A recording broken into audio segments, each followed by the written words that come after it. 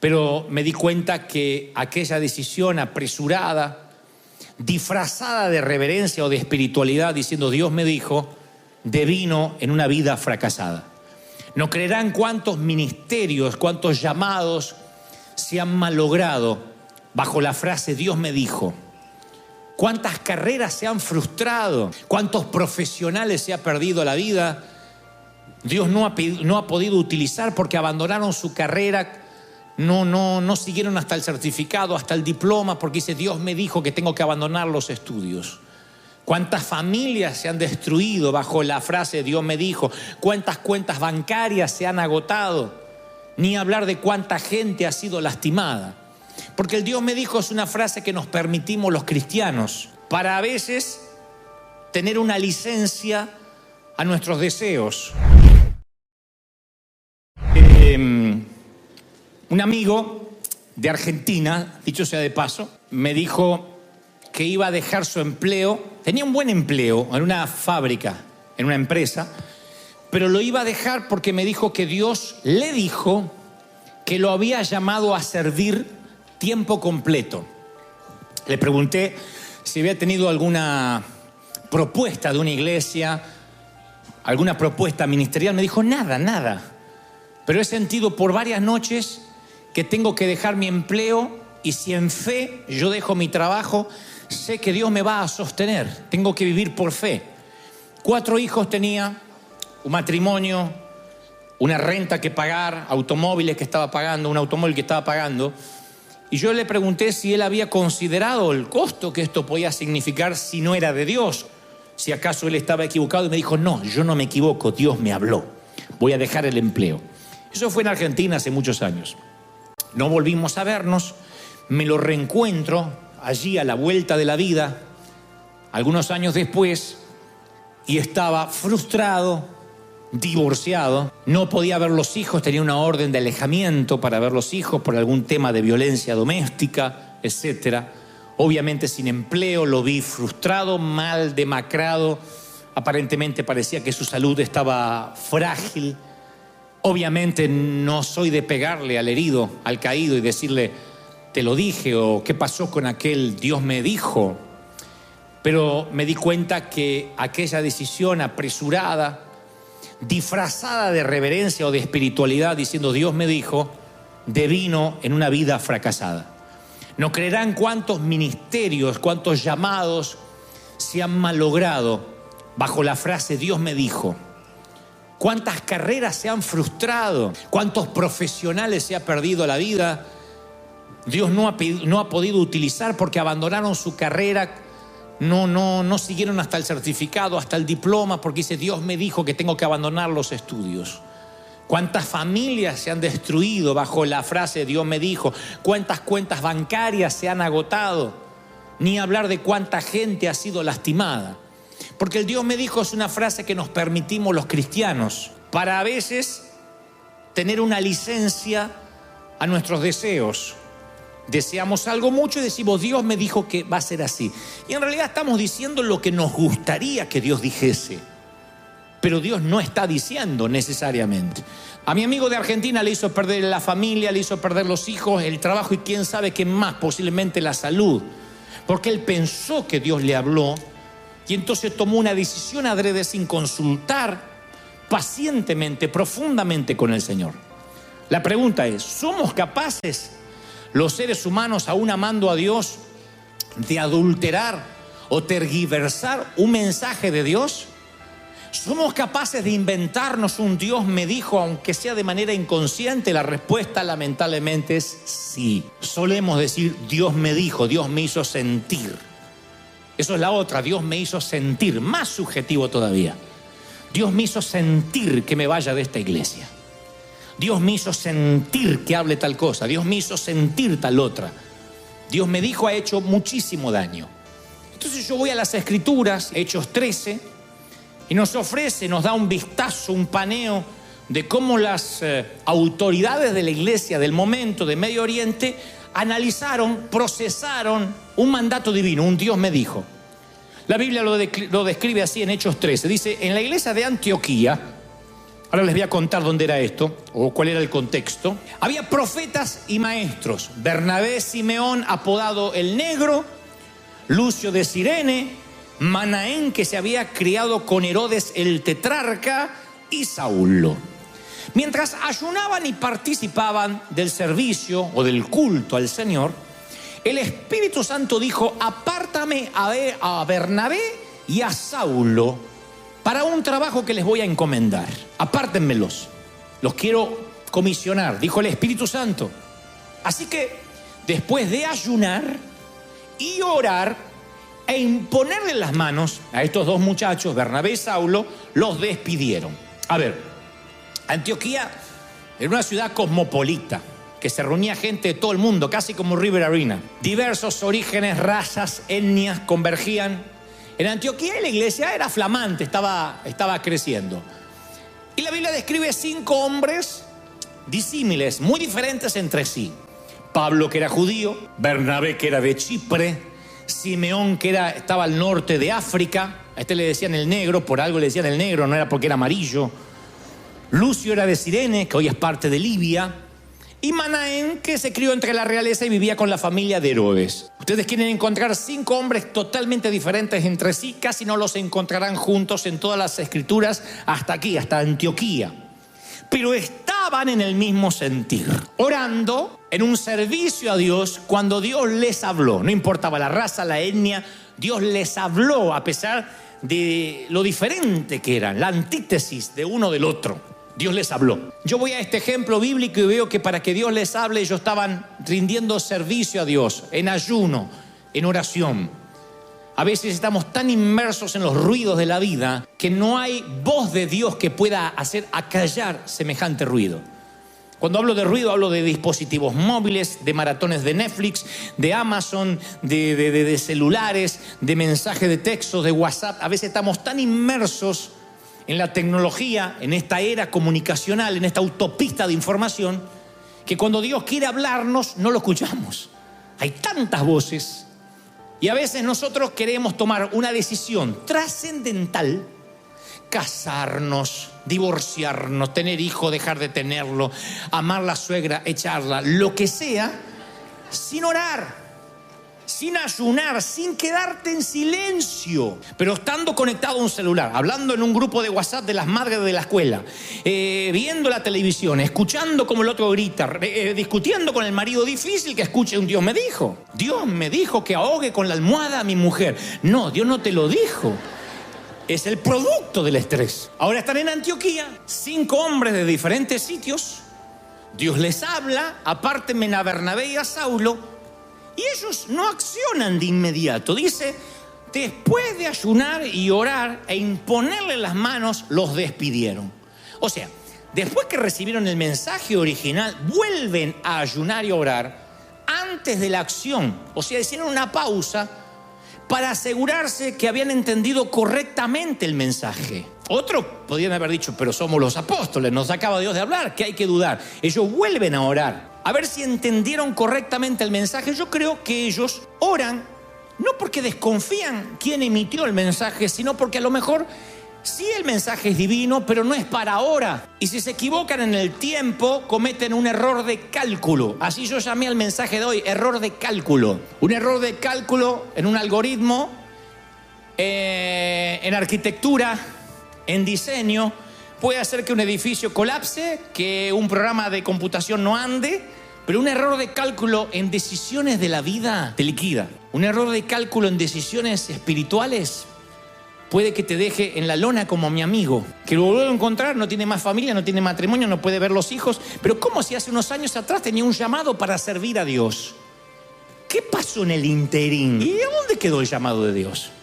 Lo que yo quiero pensar es que mi amigo a lo mejor sí escuchó la voz de Dios, pero tuvo un error de cálculo, se apresuró, abandonó el empleo, no pensó que tenía que pagar una renta, el colegio de los chicos, los impuestos, no honró las deudas. Hay momentos que Dios te da órdenes que deben ser cumplidas de inmediato. Cuando alguien tiene hambre hay que darle de comer ya. Cuando hay que servir ya. Y hay otras que tienen que ver con un futuro a mediano y largo plazo, que a veces Dios nos muestra una fotografía. La vemos, la acariciamos y Dios dice, aunque se tarde, espérala, ciertamente vendrá. La visión te va a alcanzar, pero uno tiene que esperar, porque entre el sueño y el destino siempre hay un proceso. ¿Me están oyendo, sí o no? Siempre. Yo quiero ser médico, no voy a ser médico mañana, tengo un proceso de estudiar. Quiero ser piloto de avión, no voy a ser piloto mañana, tengo un proceso para estudiar. Entonces mi sueño puede ser muy gráfico, muy cristalino, muy palpable, pero hay un proceso para llegar a eso. De otro modo voy a cometer un error de cálculo. Y el error de cálculo puede ser fatal, puede dilapidar tu ministerio, retrasar tus sentimientos, que te quedes solo, más de lo que Dios tenía planificado que te quedes. Dios puede permitir que te metas en una deuda que no tenías que haberte metido por un error de cálculo. Que pierdas tu casa cuando no estaba en el propósito de Dios que la perdieras. Nos apresuramos, calculamos mal los costos y vamos a sitios donde no deberíamos ir, pagamos un costo que no debimos pagar y permanecemos alejados de la voluntad de Dios más tiempo de la que queríamos permanecer, por un error de cálculo. La historia más conocida, de las más famosas de las Escrituras, además de la de Jesús, posiblemente sea la de Moisés. No hay judío, no hay mesiánico que no conozca la historia y no reconozca a Moisés. Para los que olvidaron la historia, Moisés nace, es gestado durante una época de gran agitación para los esclavos hebreos en Egipto. Resulta que se estaban multiplicando demasiado rápido, de modo que el faraón ordena un genocidio, ordenan que todos los niños hebreos sean ahogados, que todos deban morir al nacer, todos los varones de los hebreos. La Biblia narra que la mamá de Moisés, al verlo, lo ve bonito, de buen parecer. Por 3 meses lo trata de ocultar de este genocidio egipcio.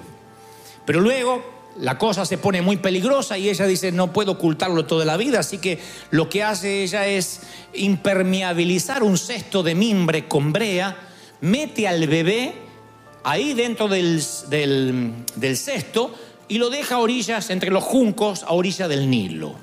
Con tal buena fortuna o causalidad de Dios, que la hija del faraón ese día le tocaba su baño de sales en el Nilo y va con sus doncellas. La mamá no es una mamá abandónica, ella deja al niño en el cestito recubierto de brea y le dice a Miriam, su otra hija, que vigile al hermanito para que nada le pase, pero que lo vigile a ver qué suerte va a correr. Y allí llega la hija del faraón, se está bañando y ve al niño entre los juncos. Y dice que cuando lo ve se enamora del niño y ve que es un niño hebreo, se sabe porque está circuncidado. Ella, en lugar de acatar la orden del faraón, dice, no, me lo voy a llevar y lo voy a cuidar, lo voy a adoptar para mí, aunque es un niño hebreo. Entonces Miriam, que estaba ahí, le dice, ¿no quieres que te consiga una nodriza hebrea que hable su idioma, que sepa cómo criarlo? Yo puedo conseguir una. Y entonces la princesa dice, sí, pero ¿dónde conseguimos una? Yo te consigo una. ¡Ey! Y llama a la mamá del niño que estaba ahí oculta detrás de un árbol. Y la mamá del niño, literalmente la mamá del niño termina siendo su nodriza. La mamá de Moisés termina criándolo hasta que, obviamente, la hija del faraón lo adoptó como hijo suyo. Los criaron como parte de la realeza y lo adopta como un hijo suyo. Le puso por nombre Moisés porque dijo, yo lo saqué del río. No sé si se nos olvida el detalle que estamos hablando de un príncipe, un hijo del faraón. Tenía más dinero del que podía gastar y más poder del que podía ejercer. Imaginen a alguien delgado, bien parecido, casi un argentino de príncipe, con estilo, con carácter, con clase. Y la Biblia lo dice. Esteban da un mensaje antes de ser lapidado en el Nuevo Testamento, el primer mártir de la iglesia, y habla de Moisés. Entre las cosas que dice, así Moisés fue instruido en toda la sabiduría de los egipcios, y era poderoso en palabra y era poderoso en obra. Entonces él sabía que era hebreo. Si lo crió su mamá a modo de nodriza, su mamá le dice que hay un propósito. Más de una vez le habrá dicho, Moisés, yo te cuento, llegaste aquí puro designio de Dios, porque naciste bajo la sentencia de un genocidio, bajo sentencia de muerte. Sin embargo, un día yo te pongo a orillas del Nilo y ahí está la hija del faraón y te adopta y me toma a mí como nodriza. Así que Dios te quiso dar esta capacidad intelectual, académica, porque tú eres el libertador de nuestros hermanos. Estoy segura. Y él cree en ese propósito. Y un día Moisés dice, Dios me dijo. Y lo cree. Y forma parte, carne de sí, que Dios le dijo que era el libertador. Hechos 7:23 arroja luz de cuando esto ocurrió. Un día Moisés cumple 40 años. Y el tipo ve que tiene todo, que está preparado, que está listo, sabe manejar una espada, sabe atacar, sabe defenderse. Luce como un príncipe. Es de hecho un príncipe porque al ser adoptado tiene todos los derechos de los hijos de los faraones. Mírenlo, él luce como un faraón, se ve como un faraón. Literalmente tú no distinguirías entre el verdadero hijo del bastardo. Ambos son o lucen como faraones. Y cumplió 40 años Moisés y tuvo el deseo de acercarse a sus hermanos israelitas. Ahí incide el problema. El deseo. Hay un momento que nosotros tenemos un deseo. Deseo de cambiar de vida, deseo de servir a Dios, deseo de emprender, deseo de mudarnos, deseo de comprar, deseos de vender, lo cual está bien. Somos tripartito, cuerpo, alma y espíritu. Y los deseos forman parte del alma. El tema cuando disfrazo ese deseo de espiritualidad diciendo Dios me dijo, Dios me hizo sentir. No, sientes. Porque después te casas y dices, Señor, ¿por qué me hiciste sentir amor por esta loca? Porque te enamoraste y Dios no se metió. ¿Por qué me hiciste casar con este condenado? Porque lo elegiste. Pero claro, si resulta que Dios te hizo sentir, que Dios te hizo enamorar, entonces ya después la culpa no es tuya del fracaso, del éxito, es de Dios. Ahora no me digas que si las cosas van bien, Dios te dijo, si las cosas van mal, Dios falló. Porque uno tiene libre albedrío, no somos los ángeles que no gozamos de tal beneficio, ni somos robots.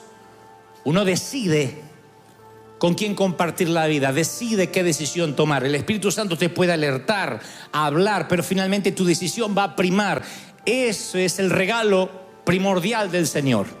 Ponerte en el huerto del Edén y decir, de este árbol no comas, pero tú decides. Era más fácil no poner ese árbol. Pero Dios quiere que obedezcamos aun cuando tengas opciones para elegir. Moisés siente de allegarse a sus hermanos, hasta ahí bien.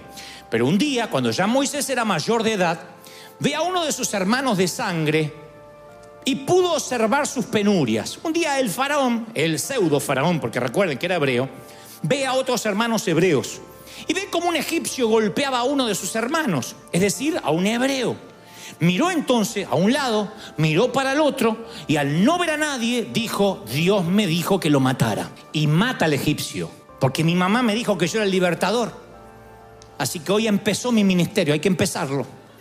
Maté a uno, me faltan 8.232.000 y termino de liberar a todos. Y lo mata el tipo. Hechos 7:24 dice, Moisés suponía, ven como cuando se trata de decisiones fundamentales no hay que dar por sentado nada. Suponer es lo peor que te puede pasar. Yo supuse que cuando uno supone y da por sentado las cosas salen mal. En las reglas de aviación nunca hay que suponer. Por eso nació el cross-check, chequeo cruzado. Si estás sentado en el avión vas a escuchar que dicen cross-check. Puertas delanteras cerradas, puertas traseras cerradas, puente levantado. Cross-check. ¿Qué significa? Que la tripulación que está en la parte delantera de la aeronave hace un chequeo cruzado con la tripulación que está en la parte trasera. Porque no puede salir el avión, se olvidaron una puerta abierta, se le cayeron 3 pasajeros y que la azafata dice, yo pensé que los de adelante la habían cerrado. Se trata de vidas, se trata de vidas humanas. Entonces hay que hacer cross-check. En la iglesia también hacemos cross-check. No hay margen de error cuando trabajas con almas. No importan los problemas personales porque estamos en un negocio que nos supera, que es más grande que nosotros, que tú y que yo. Se trata de almas, de gente. Entonces Moisés entiende que su capacidad, que su preparación académica como egipcio lo redime o lo endosa para la tarea, pero él no calculó el tiempo. Como mi amigo de Argentina, Dios me dijo y dejó el empleo sin orar, sin ayunar. Señor, ¿para cuándo es esta palabra? Si es que acaso esta palabra proviene de ti. Y el otro día Moisés regresa a la escena del crimen. Todavía cree que está cumpliendo el llamado. Esa noche dijo, Señor, empecé. Aleluya, hoy empecé. Maté a uno, mañana voy por otro. Y al otro día va por otro. Porque encuentra al otro día a 2 hermanos hebreos que peleaban e intenta detener al agresor, porque él se sentía, eran dos hebreos estos, pero él se sentía un poco el Mesías, el que iba a poner un poco de orden a este caos. Matar a los egipcios, decirle, muchachos, entre ustedes no se peleen, vamos a unirnos para matar a los demás. Pero cuando se acerca, uno se volvió contra él y le dice, ¿quién te crees que eres? Esto no es asunto tuyo, no seas metiche. ¿Quién se murió para que te hicieran jefe? ¿Vas a matarme como mataste al egipcio? Él pensó que no había nadie mirando cuando él mató al egipcio el día anterior, pero se ve que alguien lo fotografió, lo subió a la red y se hizo viral. Y ahora estaba en YouTube, con no sé cuántos views, y alguien lo estaba monetarizando. Su crimen se había hecho público, su fotografía estaba en las oficinas de correos del Cairo, y él no se había dado cuenta. Y ahí empezó a pensar que a lo mejor sí él era un libertador, pero estaba fuera de tiempo, o lo que es peor, ¿qué voy a hacer un libertador? Creo que solo le creía a mamá porque es mi mamá. No soy el libertador de nadie. Porque ahora los dos hebreos le dicen, no te metas, tú no eres nadie. Y encima el faraón se entera de este asesinato viral, se enteró de lo sucedido y trató de matar a Moisés. Y Moisés huye del faraón y se fue a la tierra de Madián, donde se quedó a vivir junto al pozo, del palacio al pozo. Ahora, los hebreos no lo reconocen como libertador y faraón ya no lo quiere como príncipe. Y él queda exactamente en el medio, que es donde quedamos cuando cometemos un error de cálculo. Como quedó mi amigo. Dejó su empleo para servir al Señor. Resulta que Dios no lo enlistó. No sirve al Señor, pero tampoco ahora tiene el empleo. Entonces se quedó en la mitad de lo secular y lo sagrado. Pierde la familia, pero la iglesia ahora no lo acoge, porque si no tiene familia, acá no te queremos. Ustedes saben cómo somos. Si estás mal con la familia, ¿cómo vas a querer pastorear una iglesia? Así que queda en el medio. Moisés está en el medio, frustrado, como yo sé que aquí hay muchos en este momento que dicen, yo le creí a Dios. Yo pensé que esto era un mensaje divino y ahora estoy en el medio exactamente. Ni muy allá ni muy acá. Para cristiano me falta y para mundano me sobra. Hay una vieja leyenda por ahí de la selva que dice que hace muchos años, milenariamente, había una guerra entre aves y mamíferos para ver quién eran los reyes del reino animal. Y aves y mamíferos estaban enfrentados, pero había alguien que no quería enfrentarse con ninguno de los dos grupos. Y entonces cuando estaba con las aves, desplegaba sus alas y decía, soy un ave. Y cuando estaba con los mamíferos, las plegaba y decía, soy un ratón. Era el murciélago. Nunca se quería hacer cargo de ninguno de los dos bandos porque era su modo de preservar la paz. Para cuando las aves descubrieron de que no era un ave, sino que era un mamífero y lo echaron, también descubrieron los mamíferos que no era un mamífero, sino que era un ave y lo echaron también. Y de allí dice la leyenda, el murciélago está condenado ni a convivir con las aves ni a convivir con los mamíferos, sino colgarse desde alguna cueva, patas para arriba, con sus alas desnudas, sin plumas, avergonzado, solo puede salir de noche. Es una fábula, Dios no me lo dijo, porque no falta que dice, ¿dónde está en la Biblia? No dio el versículo del murciélago.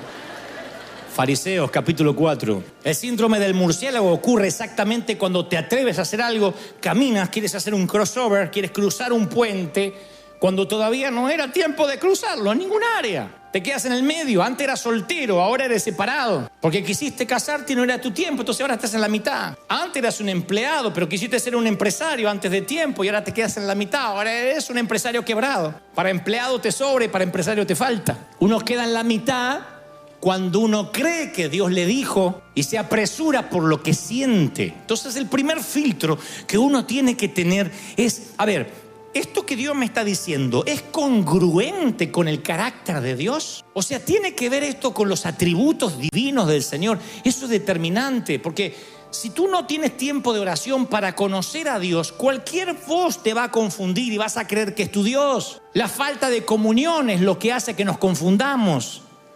Cuando tú conoces a Dios y la voz de Dios no tiene un tono, no tiene una gravedad, una agudeza, algo que tú digas, esta es la voz de Dios, pero tiene un carácter. Cuando conoces a Dios sabes lo que podría pedirte y lo que Dios jamás te pedirías. Hace unos años atrás, cuando estábamos en la Catedral de Cristal, llega un pastor hispano que tiene una iglesia en Japón. Y él me hace una invitación para que yo vaya y dice, tú tienes que venir a Japón. Dios me dijo que el tiempo de Dante Gebel empezó en Japón. y tienes que irte de aquí y estar unas cuantas semanas en Japón porque Dios me lo dijo. A lo que respondí: perfecto, si Dios te lo dijo, también me lo dirá a mí. Y él me dijo: no hace falta confirmación, Dios ya me habló. Le dije: hablé con Dios esta mañana y no me mencionó la palabra Japón nunca. Y él me dice: pero que ya me lo dijo a mí. Le digo: pero lo que me suena extraño es que no me lo dijo a mí. Si yo estoy en mi casa con mis hijos y no le menciono nada, absolutamente de nada, ellos no creerán que al día siguiente alguien le diga: tu papá me dijo que abandones la casa. No, yo cené con él anoche, desayuné con él esta mañana, no me hizo ni menciona lo que me dices. Ahora, si mis hijos no tienen comunión conmigo, si mis hijos hace meses que no me ven y alguien en mi nombre le dice: Dante me dijo, es probable que lo crean. ¿Se da cuenta dónde incide el problema? Falta de comunión. Si te comes cualquier sapo es porque no estás oyendo a Dios. No miren a su marido, estoy hablando en términos metafóricos. Si oyes a Dios, no te confundes. El tema es que hace meses que Netflix reemplazó a Dios. Meses que el celular reemplazó la Biblia. Entonces viene cualquier pseudo profeta a decirte cualquier bobada y le crees que viene de parte de Dios. Porque es más fácil que... Dígame qué Dios dice, qué Dios le dice para mí. Ese raquitismo espiritual, esa drogadependencia pastoral es linda para que nos digan cosas lindas. Pastor, ¿qué le dice Dios? ¿Usted que Dios lo escucha tanto a usted? Entonces la grande le ego al pastor y dice: bueno, Dios me dice que hay cosas grandes para ti. Entonces te vas feliz. Pero después viene otro y te dice algo espantoso. ¿Y cómo sabe que esto es de Dios y esto no? Si no hablas con Dios, si no le conoces la voz. Ahí es cuando uno empieza a confundirse. Uno tiene que preguntar: ¿esto es congruente con el carácter de Dios? Este hombre me dice: tú tienes que venir a Japón. Yo digo: no, hasta que Dios no me lo diga. Dijo: yo haré guardia aquí, no me iré de la puerta de la oficina hasta que me des una respuesta. Y él estaba allí y seguridad tuvo que operar para quitarlo porque no se iba. Teníamos un problema en el campus. Sigue mandando correos electrónicos de que es mi tiempo de Japón. Yo sigo orando, Dios no me dice nada, y si no me dice nada, interpreto que no es mi tiempo. Así que él, acto seguido, llama por teléfono a la oficina y maldice nuestros hijos. Él dice a nuestra secretaria: dígale a Dante que por cuanto no obedeció la voz mía, porque él toma el nombre de Dios, yo mataré sus 2 hijos menores, y los nombra. Y morirán asfixiados, y primero será el uno y después el otro. Y él lo dice de manera explícita. Tú estás pensando: dime que no creíste esa tontería. Claro que no, pero no creerán lo espantoso que es escuchar el nombre de tus hijos en la boca suelta de alguien que impunemente los nombra y dice que han de morir. Y cuando él entierre a esos hijos con un ataúd blanco, él vendrá a Japón, pero con lágrimas. Eso es espantoso. ¿Qué pensé? Al principio quería matar a este hombre, pero no tenía ni siquiera identificación de teléfono, así que no podíamos dar con él. Y yo tenía tanta impotencia.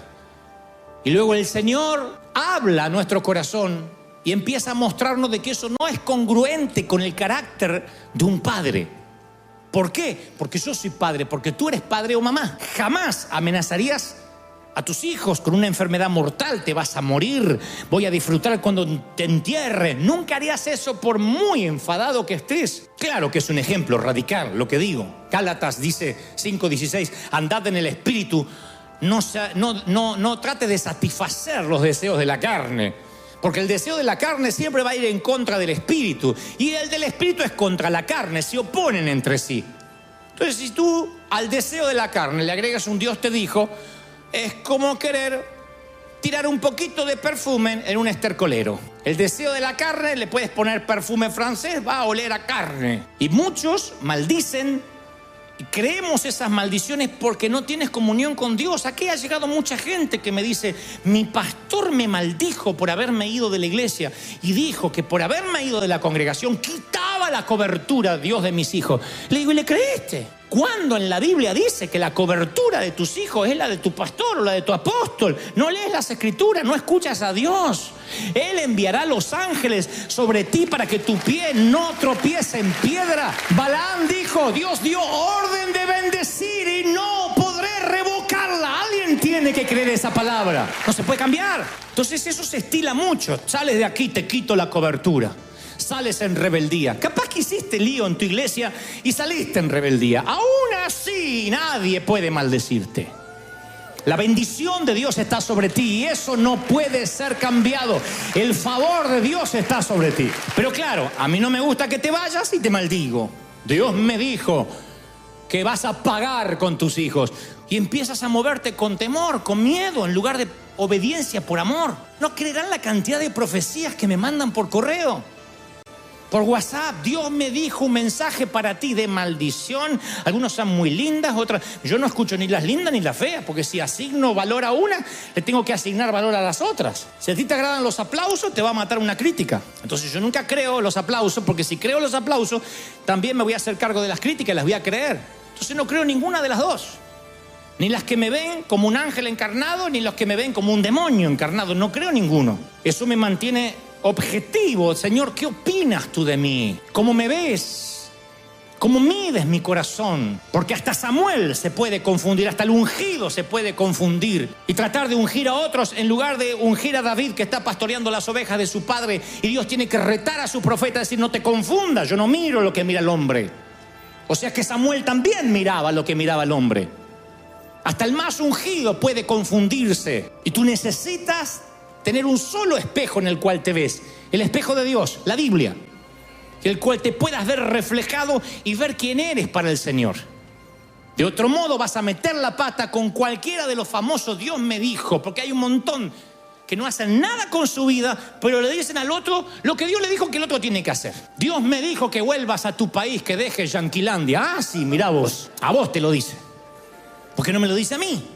Entonces, para hacer un búnker, para bloquear a esos Dios me dijo, tú tienes que conocer la voz de Dios. Y eventualmente vas a necesitar conocerla para tú no meter la pata como Moisés. Porque a veces Dios te muestra algo que tampoco es congruente con tu carácter, con tu preparación, con tu formación. Y de ahí es cuando decimos: no, pero la Biblia dice que Él va a capacitarte. Bueno, pero eso se llama proceso. Eso es el proceso. Entre el llamado y el destino hay un proceso. No dudo que Él te pueda dar la capacidad, la instrucción, la experiencia, pero en el proceso. Porque si no, el Dios me dijo es una licencia para que cualquiera haga lo que sea. Dios me dijo que tengo que predicar. ¿Sabes predicar? ¿Estudiaste dialéctica? ¿Estudiaste el arte de la oratoria? ¿Sabes algo de teología? ¿O vas a ser uno más que repita frasecitas porque Dios te dijo? Dios me dijo que tengo el ministerio de la enseñanza. La gente, cuando enseñas, ¿aprende o se duerme? Dios me dijo que tengo que hacer una compañía. ¿Tienes el don de la administración? O sea, miras para atrás y dices: lo que yo toco siempre genera una compañía, siempre estoy generando trabajo para los demás. ¿O no? Eso es sentido común. Hay gente que dice: Dios me dijo que voy a hacer un libro. ¿Tú escribes? ¿Tienes el talento? O sea, estás continuamente escribiendo, hay blogs tuyos, escribes notas, tesis, dices: Dios me dio esto y puedo multiplicar el talento, como en la parábola de los talentos. Tal vez tú dices: bueno, yo no sé nada, pero Dios me mostró que algún día voy a escribir. Eso significa de que hay un proceso en el medio, que es muy probable que esa fotografía sea real, pero en el medio vas a tener que instruirte, aprender, hacer cursos, para que cuando Dios te muestre a los pueblos, no se avergüence. ¿Quieres ser médico? Hay que estudiar. ¿Quieres una carrera de ingeniería? Hay que estudiar. No hay otra manera. Si no nos escudamos tras la doctrina de que Dios usa burros y piedras. Ahora tú dices: bueno, pero a ver, entonces, ¿qué es lo que Dios quiere que haga? ¿Qué hago en el proceso mientras? Hace poco leía un libro que se llama Cartas a la Madre Teresa, donde ella cuenta que en cierta ocasión de su ministerio, casi por 2 años, extrañamente no oye la voz de Dios. No tiene una nueva asignación. Le pide a Dios qué debe hacer y Dios hace silencio. Y entonces da este sano consejo. Dice: cuando no supe cuáles eran las nuevas órdenes, entonces decidí obedecer el último mensaje que había recibido de parte de Dios. Decidí obedecer las últimas órdenes que había recibido. Eso es un buen consejo. Si tú no puedes oír la voz de Dios durante el proceso, recuerda el último mensaje que recibiste y no te muevas de ahí. Sé fiel. Dios te dijo hace unos años: sé ujier, sé ujier. Y si tú dices: pero yo veo un pastorado, sé ujier hasta tanto compruebes, regado en oración, que es el momento de ese cambio. No te muevas de la última asignación que Dios te dio, sea lo que sea, hasta que el GPS te redireccione recalculando. Hasta que no recalcula, quédate ahí. No te muevas. ¿Conocen gente que no quiere pedir direcciones? Se pierde. Mi papá era así, no había GPS. Ir a la casa de la tía, habíamos ido 40 veces y papá se perdía. Y mamá le decía: preguntá, viejo, preguntá. Y para papá, parar el auto, bajar la ventanilla, se bajaban sí las ventanillas de antes. Y encima había que ponerle algo así porque se le caía, así que era una complicación. Bajar la ventanilla y decirle, perdón, ¿dónde queda la calle Bolívar? Para mi papá eso era perder la virilidad, regalar la testosterona. Eso era terrible. Mi papá decía, ¿te pensás que soy estúpido yo que no sé llegar? Pero mirá que acá ya teníamos que habernos encontrado con una luz de un semáforo y no hay. Lo habrán sacado al semáforo. Pero estas vacas no estaban, habrán puesto vaca. Pero él no reconocía que estaba perdido. ¿Cómo terminaba la historia? La vieja en un negocio preguntando a mi papá así, arriba del auto. Nos fuimos 1 hora para el otro lado, viejo. Eso porque cambian las calles y no avisan, decía el viejo. En cuestiones de geografía, más que una demora, no pasa más de ahí. En cuestiones de la vida es más grave. En cuestiones de la vida es más grave. No te muevas de la última orden. No disfraces de Dios me dijo lo que no es para ahora. Mi querido, el mundo se le vino abajo a Moisés. Claro. Ya el mundo se te viene abajo, o se nos viene abajo cuando uno hace las cosas mal y se genera todo un efecto de dominó de circunstancias. Imagínate cuando quieres hacer las cosas bien, como Moisés, que estaba tratando de defender a sus hermanos esclavos y por eso termina junto al pozo perdiendo todo lo que había logrado en Egipto. Es ahora un fugitivo, un proscripto. Imagínense lo que es vivir en la clandestinidad junto a un pozo pastoreando ovejas por haber querido hacer las cosas bien. Yo sé que hay gente acá que está viviendo o vivió eso, que dice, ¿sabe? Un día yo le creía al Señor, sembré todo lo que tenía y después no pude pagar la renta, no pude pagar el mortgage y yo creí que Dios me dijo que tenía que sembrar todo y me metí en un lío. Otros dicen, yo creí que esa persona era para mí y me metí en una relación equívoca que me drenó, me quitó años que no van a volver, porque tú puedes recuperarte de una quiebra financiera, te puedes recuperar de un luto, pero no puedes recuperar el tiempo que perdiste.